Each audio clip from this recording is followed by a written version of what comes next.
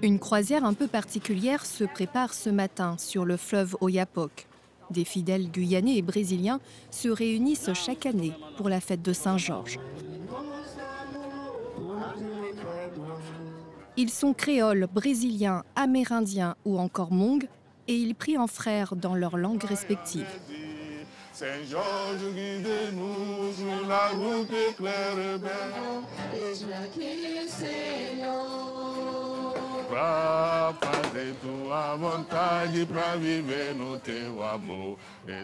Le père Jean-Paul chante aussi en portugais. Il accompagne les paroisses de l'Oyapock depuis 2018 et il est à l'initiative de cet événement.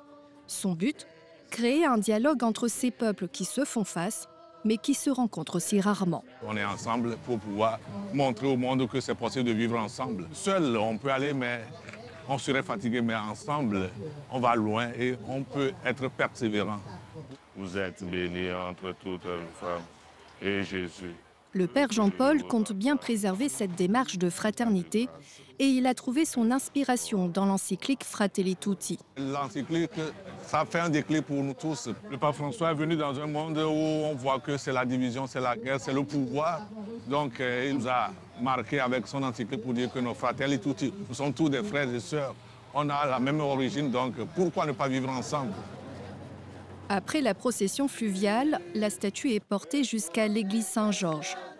Les fidèles guyanais et brésiliens assistent à la célébration en l'honneur de leur saint patron.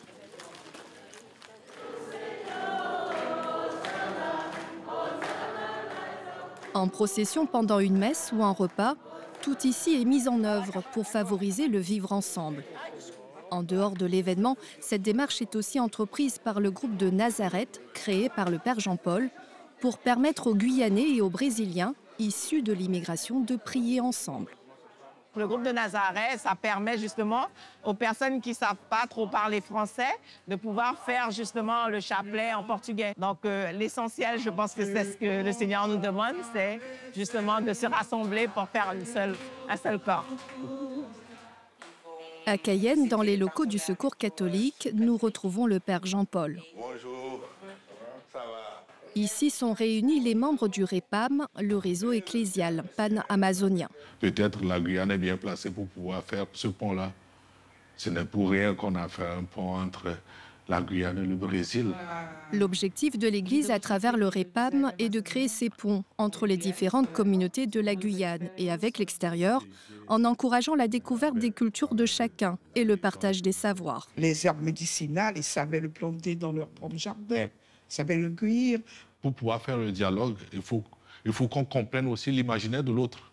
Si tu ne comprends pas l'imaginaire de l'autre, difficilement tu peux faire le dialogue avec l'autre. Amérindiens, Bushinangués, créoles ou brésiliens, plusieurs membres du REPAM se préparent à représenter la Guyane à la COP30 au Brésil pour échanger à l'international sur les changements climatiques dont souffre le territoire. Le fait que ces autochtones sortent d'ici, qu'ils aillent au Brésil, qu'ils rencontrent des Boliviens, des Péruviens, des Colombiens, tout ça, et ça les permet de renforcer leurs connaissances, de s'enrichir sur la valorisation de leur savoir-faire traditionnel, et eux voient ce qui est fait dans d'autres pays et des choses peut-être qu'on peut adapter en fait à notre réalité locale.